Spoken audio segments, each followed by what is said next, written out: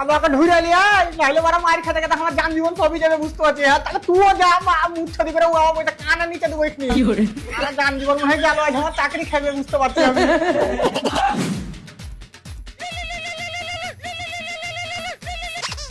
Hello. হ্যাঁ sir, আপনার patient এখন হাঁটতে পারছে। বাহ, কখন থেকে? ইয়ে মানে স্যার ওকে সকাল থেকে খুঁজছি, শালা খুঁজে পাওয়া যায় না, কোথায় যে পালিয়ে আলো ধরিয়ে। আবে ডাক্তার, তুই ভালো ভালো ওকে খুঁজে লিয়ে আয়, নাহলে তো সালা চামড়া লিখিয়ে দেবো। আমি ছাদের দিকে দেখালাম, আমাকে খুঁজে নিয়ে কুকুম করে বে, না তো মার খেতে খেতে আমার জান জীবন সবই যাবে বে। ওরে মাকে মরে গেল রে ভাই, তুই ডাক্তার তো? না, আমি দেশের প্রধানমন্ত্রী। ও আমি খাপাতো দা বুড়া, আমি যদি ডাক্তারই না হয় তো এগুলা কি আমি গান শোনার লেগে গলায় ঝুলিয়ে রেখেছি। সরি ডাক্তার সাহেব, ঠিক আছে, সমস্যা বলেন। শান্তিতে ঘুমাইতে পারি না রে ভাই, আমার একটু শান্তির ঘুম চাই। 1 মিনিট।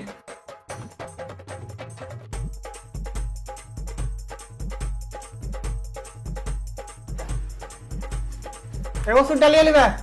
যা মারা এ দূর মারা 20 লেখা আছে বে। বুদ্ধা তো পড়াশোনা বলছে ভালোই আছে। দাদু আর কি কি সমস্যা আছে তোমার? চোখে একটু কম দেখছি তো ভাই। ও এটা চোখের ডাক্তার দেখবে। কেন বে, তুই অন্ধ নাকি? আরে দাদু মানে চোখের ডাক্তার আলাদা হয়। ও আচ্ছা, তো তুই কি রে দেখছিস? তোর চোখ গুলা গুলি লাগাচ্ছে নাকি বাড়া? এবার আগে এখান থেকে ভুলিয়ে যা, এবার মাথা খারাপ করে দেবে। নিজে তো মাথা খারাপ হয়ে গেছে আমার। আগে তো আমার ফোনের অভাব থাকে না। Hello doctor Emrul speaking. Speaking. হ্যাঁ ডাক্তার সাহেব, আমি দূরের জিনিস একটু কম দেখতে পাচ্ছি।